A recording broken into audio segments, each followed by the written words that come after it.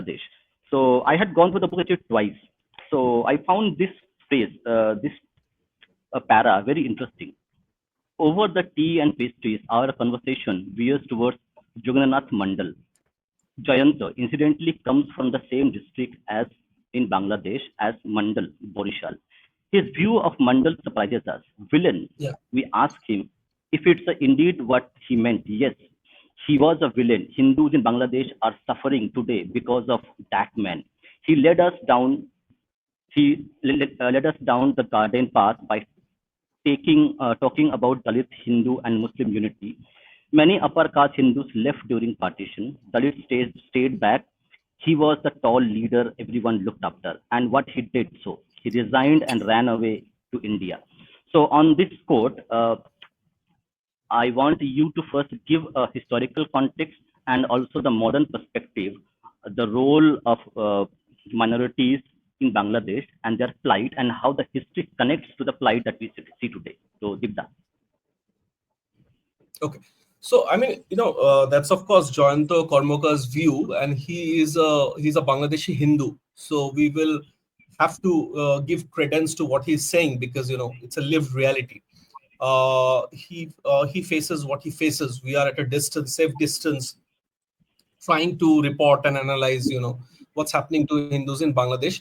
But having said that, it's an interesting perspective, because very few people know about Jogendranath Mandal, unless you're a student of history or unless you are particularly interested in that region, Bangladesh. But Jogendranath Mandal was the first law and labor minister of Pakistan.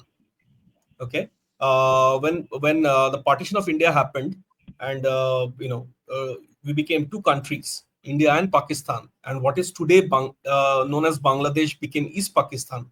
Jogendranath Mandal became the first law and labor minister because he had the support of the Dalits of the Bengali Dalits, from that region, and he had uh, he had chosen Jinnah's Muslim League over Gandhi Nehru's Congress. And one of the reasons he had done so was that he felt, and that's what he told his supporters, that look, the lower caste Hindus as well as the Muslims of East Bengal, at that time it was East Bengal, eastern part of Bengal, are equal, are both victims of upper caste Hindus, who are mostly the landowning class. So just because partition has happened and there is a migration of upper caste Hindus from east to west, from East Bengal to West Bengal, which was becoming East Pakistan, there is no need for lower caste Hindus to do so, because the Muslims are not their enemies. Their enemies were in fact leaving, the enemies being the upper caste Hindus. And many lower caste Hindus stayed back in Pakistan, in East Pakistan, listening to Jogendranath Mandal, who was the tallest leader. In fact, many would argue that Jogendranath Mandal at that time was more famous than B.R. Ambedkar. Okay, he was extremely electorally powerful also. Ambedkar was not very electorally powerful. Jogendranath Mandal was very electorally powerful. People actually thronged in large numbers to listen to him and to follow him. But when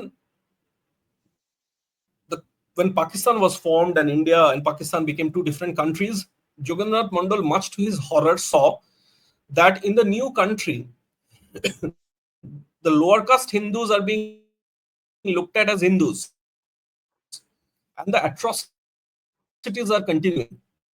So there is no longer a caste division. The Muslim gangs are targeting lower caste Hindus who had stayed back.